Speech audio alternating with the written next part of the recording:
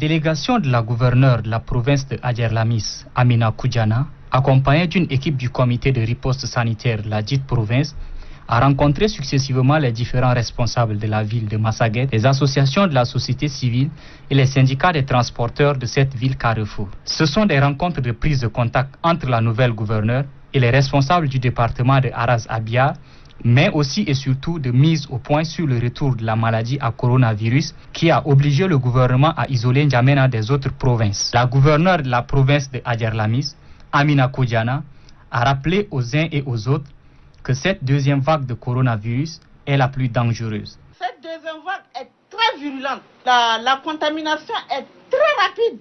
Il y a des facteurs favorisants tels que le froid. Nous sommes en train d'aller vers la période de fraîcheur et la poussière. Devons accompagner à répondre aux priorités du maréchal du Tchad. Bien que la province de Adjerlamis est grande, encore indemne du Tchad, Amina Koudjana a appelé les responsables de toute la province et la population à la prise de conscience, au bon comportement et à l'application des mesures barrières édictées par le gouvernement du Tchad. La recrudescence de la maladie à coronavirus dans la province de l'Ennedi-Est a amené les autorités à prendre quelques mesures salutaires pour contrer cette pandémie. Il s'agit de la fermeture des bars, des restaurants, des églises et des mosquées. Les établissements scolaires n'ont pas échappé à ces mesures. Du côté sanitaire, les délégués Rimteba Diasna a peaufiné quelques stratégies. On a au total 10 cas qu'on gère actuellement au niveau de la province. On a aussi mis les stratégies pour la mise en quarantaine des cas contacts. Donc, de nos jours, on a plus de 80 cas isolés qui sont en contact avec les 10 cas.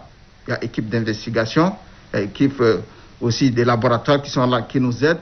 Le respect des mesures prises est assuré par la sous-commission sécurité. Les gens ont respecté. Par rapport à l'année dernière, vraiment, il faut saluer la conscience de cette population. Du côté sensibilisation, la station provinciale d'Amdjaras multiplie des émissions interactives avec des professionnels de la santé dans plusieurs langues. Après avoir servi 1 an et quelques jours à la délégation provinciale de l'agriculture, l'Oxy Jérémy Gabour, délégué sortant, cède la gestion de cette délégation à son successeur, Mamad Fadjanour, qui est nommé à ce poste par le décret numéro 2454 du 4 décembre 2020. Dans son mot de circonstance, le délégué sortant, M. L'Oxy Jérémy Gabour, a fait une brève description sur sa délégation, tout en faisant le bilan de la campagne agricole 2020, qui selon lui, pas satisfaisante à cause des caprices pluviométriques. Conscient de la continuité de l'administration, L'Oxy Jérémy Gabour a souhaité plein succès aux délégués entrants. Le secrétaire général de la province du Barél-Ghazal, Djibril Suleiman Nouren, a félicité les délégués sortants pour le travail abattu. Le secrétaire général de la province a rappelé au niveau délégué les missions qui lui sont assignées. Missions qui cadrent parfaitement avec la politique du gouvernement dans la lutte contre l'insécurité alimentaire prônée par le maréchal du Tchad, Idriss Déby Itno, président de la République, chef de l'État. Après son installation, le nouveau délégué en charge de l'agriculture, Mamad Fadjanour, a remercié les plus hautes autorités de la République pour la confiance placée à son égard pour gérer cette importante délégation qui joue le rôle de l'autosuffisance alimentaire de la population. Mamad Fadjanour a sollicité le concours des uns et des autres pour l'atteinte des objectifs confiés par les ministères de la tutelle. 5 sur les 7 chefs de canton que compte le département de la Pende, avec leurs chefs de village et le groupement mixte des femmes, réunis autour de leur sous-préfet Rap Mokulibouy et la députée Aïma Opportune, font plaidoyer pour la paix et la cohabitation pacifique dans la Pende. Ils veulent conjurer les mauvais comportements et faire place à une union sacrée pour la paix. Il faut commencer l'année 2021 avec espoir que la paix et la cohabitation pacifique soient le maître mot qui guide toute la population de la Pende. Le chef de canton des nations, Dole Djangar Dingidim Timothée, a loué cette initiative qui constitue une étape importante dans la résolution pacifique de tout conflit. La députée de la Pende, Aïma Opportune, affirme que la paix est un gage de tout développement. Cette réunion, pour moi, est une initiative louable parce que ça consiste à poser les jalons de la paix dans notre département, la Pende. Rap Monkouliboui, sous-préfet de Doba Rural, a insisté sur l'importance de la paix entre différentes communautés vivant sur un territoire. Il demande à tous les habitants de faire de la paix un comportement quotidien.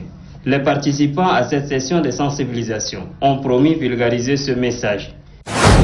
Des conteneurs servant d'infirmerie, des bureaux et des hangars à la base du Satom de Pala sont partis en fumée. L'incendie est parti d'un feu de brousse qui, sous l'effet du vent, a atteint les locaux de Satom. Informé, le gouverneur de la province du Maïkibu-Ouest a instruit ses collaborateurs en vue de circonscrire le sinistre. Ainsi, le préfet du département de Mayudala, Kelo Haïm, a sollicité l'intervention du service incendie de la Coton-Chad de Pala. Sur les lieux, les flammes incandescentes ont été au-delà de la capacité des combattants du feu de la Coton-Chad, car leurs extincteurs sont adaptés à éteindre des incendies dans les lieux fermés. Les conteneurs sont rendus en cendres sous l'œil impuissant du préfet du département de Mayudala, représentant le gouverneur Hassan Saline. Selon le délégué provincial des infrastructures du Mayukibu-Ouest, Abdelkerim Bachar Borko, le pire a été évité car les agents de sécurité en faction à la base Satom ont maîtrisé à temps les flammes en direction des conteneurs contenant les explosifs. Les dégâts sont énormes, estime-t-il, en attendant le bilan définitif. Les présumés auteurs de l'incendie ont été appréhendés. Ils sont aux mains des forces de l'ordre et répondront de leur faute, a signifié le représentant du gouverneur. C'est dans une ambiance festive, avec des chants et des cris de joie, qu'a commencé la cérémonie de dédicace du Nouveau Testament en langue guerguiko. C'est un travail en haleine. Il a fallu 28 ans pour la réalisation de ce Nouveau Testament. C'est une expression de joie et de fierté, souligne le président du comité d'organisation. La directrice de la CIL Tchad, Mme Caroline Tiller, s'est réjouie de la présence des différentes entités avant d'affirmer que prêcher la parole de Dieu dans la langue locale est beaucoup plus efficace. Ce Nouveau Testament, maintenant traduit, permettra aux croyants de mieux connaître l'Évangile. Le président des assemblées évangéliques au Tchad, le pasteur David Jean Ratou, s'est dit reconnaissant du dynamisme et de l'engagement de la communauté Guergaki et aux personnes de bonne volonté qui ont soutenu cette initiative. Après la consécration de ce Nouveau Testament, le préfet du département d'Aptiour, M. Ahmad Chouarozi, représentant le gouverneur de la province du Guéra, déclare que la langue est un atout pour la compréhension de la parole de Dieu. Il n'a pas manqué d'ajouter que la parole de Dieu est un facteur d'unité nationale et de cohésion sociale. Il exhorte donc toute la communauté à l'unité et la paix. Notons que la fin de la cérémonie est couronnée par la remise des attestations de reconnaissance aux réalisateurs et des dons de Nouveau Testament à quelques invités. D'autres ligues provinciales du pays, la Ligue provinciale du Borkou a débuté la saison 2021. C'était sous le respect des mesures barrières contre les Covid-19 édictées par les plus hautes autorités du pays que les activités du championnat de la Ligue provinciale du Borkou ont été officiellement lancées par le premier magistrat de la province du Borkou, Ahmata Kardayou Hissen, en présence des autorités administratives, civiles et militaires de la place. Ce championnat concerne à la fois la première division, la deuxième et la troisième division. Le premier match du championnat pour la première division a opposé l'équipe FC Santé et FC Salama. La première partie du jeu, l'équipe FC Santé a encaissé 2 buts et la deuxième partie, il a fallu que le FC Santé tente d'équilibrer un peu les scores en marquant un but. Mais vu le talent et la performance des joueurs de l'équipe FC Salama, les scores est très décisif, 2 buts à 1 en faveur de l'équipe FC Salama. Tout au long du match, c'est l'esprit du fair play qui a été prévalu. Cette réunion ordinaire du conseil d'administration de la pharmacie provinciale d'approvisionnement est un cadre de réflexion et de discussion pour évaluer le bilan annuel de l'exercice 2020 de l'institution et suivre l'évolution de la courbe des recettes et dépenses pour une évidence de succès en termes de disponibilité permanente des produits pharmaceutiques dans la province du Mandoul.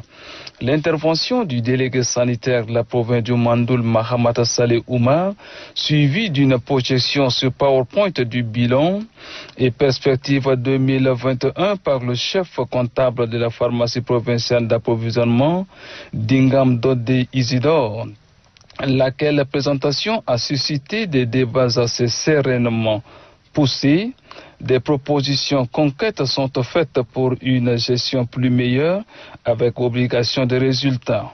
Le gouverneur de la province du Mandoul, Mme Diamra Betolgar, a ardemment souhaité que l'année 2021 nous procure la santé et la paix sociale décriée par les hautes autorités du pays, en l'occurrence le maréchal du Tchad Idriss Déby Itno.